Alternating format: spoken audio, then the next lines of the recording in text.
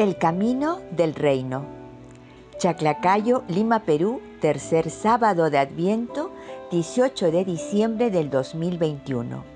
Las lecturas de hoy están tomadas del libro de Jeremías, capítulo 23, versículos del 5 al 8, el Salmo 72, entre paréntesis 71, versículos del 1 al 2, del 12 al 13 y del 18 al 19. El Evangelio está tomado de Mateo 1, 18 al 24. Seguimos en Feria Privilegiada.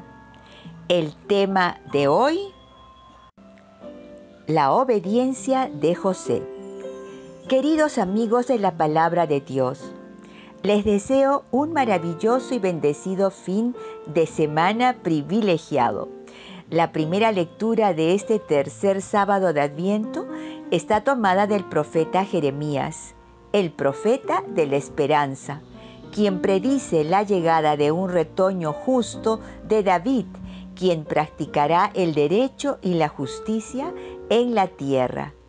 Es decir, este retoño será el Mesías. El Evangelio nos narra la concepción de Jesús y cómo reacciona José, esposo de María, madre de Jesús. Leamos la primera lectura del libro de Jeremías, capítulo 23, versículos del 5 al 8. Miren, que llegan días, oráculo del Señor, en que daré a David un retoño legítimo, reinará como rey prudente, practicará el derecho y la justicia en la tierra. En sus días se salvará Judá, e Israel habitará en paz, y lo llamarán con este nombre: el Señor nuestra justicia. Por eso, miren que llegan días, oráculo del Señor, en que ya no se dirá: vive el Señor que sacó a los israelitas de Egipto, sino más bien: viva el Señor que sacó a la raza de Israel del país del norte y de todos los países a donde los expulsó, y los trajo para que habitaran en su propio suelo. Palabra de Dios, te alabamos, Señor. Hoy estamos leyendo al profeta Jeremías, quien nació en el 650 a.C. El Oriente Medio estaba bajo el dominio de Asiria, pero pronto irrumpiría el imperio babilónico. Toda la vida del profeta Jeremías fue un continuo esfuerzo por colaborar en la conversión del pueblo elegido. Los oráculos de condena son la crítica necesaria y obligada de la inconsciencia que atenaza al pueblo y domina a los gobernantes, que al final llevaron a la ruina al pueblo. Ellos conducen a Israel hacia la destrucción. Jerusalén fue destruida en el 586 después de Cristo. Dios nunca dejó de hablar a su pueblo en tiempos de Jeremías, ofreciendo a los suyos la nueva alianza de la salvación. Este profeta acompañó al pueblo en su exilio en Babilonia. En esta lectura, Jeremías anuncia la llegada del retoño de David, quien será un rey prudente y justo. Dios será llamado Yahvé Sedec, Yahvé nuestra justicia. En otras traducciones, nuestra salvación. Dios no solo lo sacó de Egipto, también lo sacaría de Babilonia. Y yo creo que lo seguirá sacando de toda esclavitud, la peor de las cuales es la ceguera espiritual de no reconocer a Cristo como el Mesías prometido y profetizado por los profetas. Como dice Pablo en Romanos 3, 2b al 4a, porque a ellos fueron concedidas las promesas de Dios, que algunos no creyeron. ¿Y qué? ¿Acaso su infidelidad va a anular la fidelidad de Dios? De ninguna manera. Dios es siempre veraz. Y lo que me impacta al final de la lectura es: los trajo para que habitaran en su propio suelo. También se traduce como tierra, pero en hebreo, suelo o tierra es Adamá, es decir, una tierra que yo creo es una tierra espiritual futura. ¿Recordaste ya de que en Génesis 1, Dios, o en el Génesis se lee que es desde la Adamá, desde la tierra Adamá, que Dios recoge el barro para poder crear al ser humano, al Adán. Por eso se llama Adamá, la tierra. Esta tierra que yo creo que es una tierra espiritual. Quizás la nueva tierra y nuevos cielos que profetiza Juan en el Apocalipsis 21:1 y en Isaías 65:17.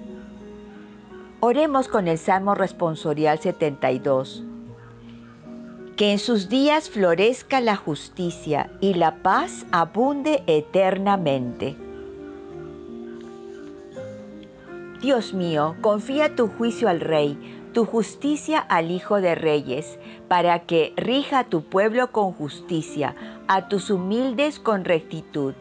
Respondemos: que en sus días florezca la justicia y la paz abunde eternamente. Él librará al pobre que clamaba, al afligido que no tenía protector. Él se apiadará del pobre y del indigente y salvará la vida de los pobres. Respondemos: que en sus días florezca la justicia y la paz abunde eternamente. Bendito sea el Señor, Dios de Israel, el único que hace maravillas. Bendito por siempre su nombre glorioso. Que su gloria llene la tierra. Amén, amén. Respondemos: que en sus días florezca la justicia y la paz abunde eternamente. Lectura del Santo Evangelio según San Mateo. Capítulo 1, versículos del 18 al 24. Respondemos: gloria a ti, Señor. El nacimiento de Jesucristo fue de esta manera. María, su madre, estaba desposada con José y antes de vivir juntos, resultó que ella esperaba un hijo por obra del Espíritu Santo. José, su esposo, que era justo y no quería denunciarla, decidió separarse de ella en secreto. Pero apenas había tomado esta decisión, se le apareció en sueños un ángel del Señor que le dijo: José, hijo de David, no temas aceptar a María por esposa, pues la criatura que hay en ella viene del Espíritu Santo. Dará a luz un hijo y tú le pondrás por nombre Jesús, porque él salvará a su pueblo de sus pecados. Todo esto sucedió para que se cumpliese lo que había dicho el Señor por el profeta. Miren, la Virgen concebirá y dará a luz un hijo, y le pondrá por nombre Emmanuel, que significa Dios con nosotros.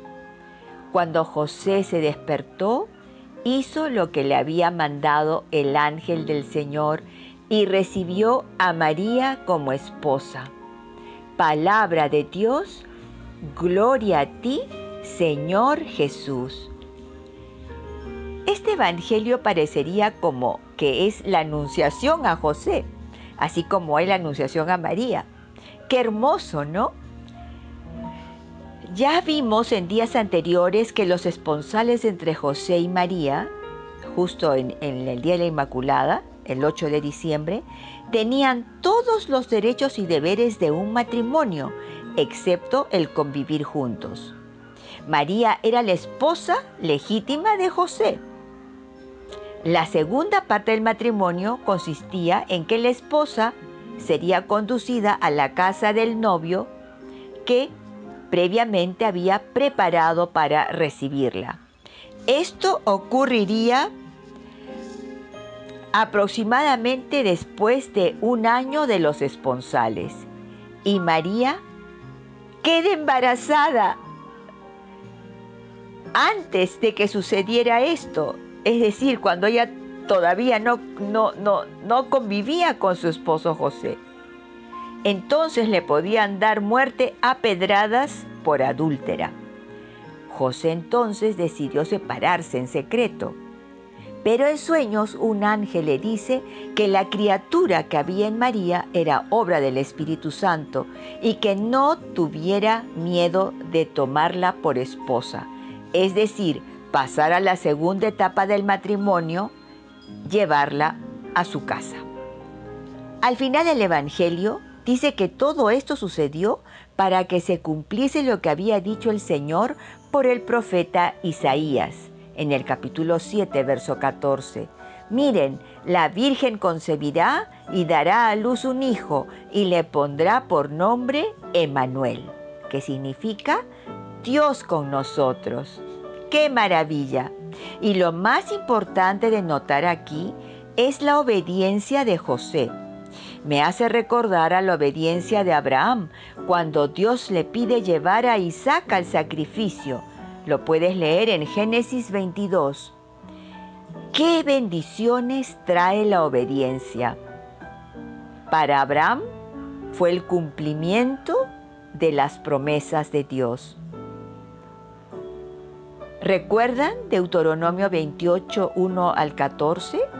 Bueno, denle una leidita este fin de semana para acordarse cuáles son las bendiciones de la obediencia. Yo creo que preparar el corazón para la Navidad podría incluir una autocrítica. ¿Estoy obedeciendo a Dios? ¿Obedezco su palabra? Blanca Foster, Ministerio Yo Amo la Biblia.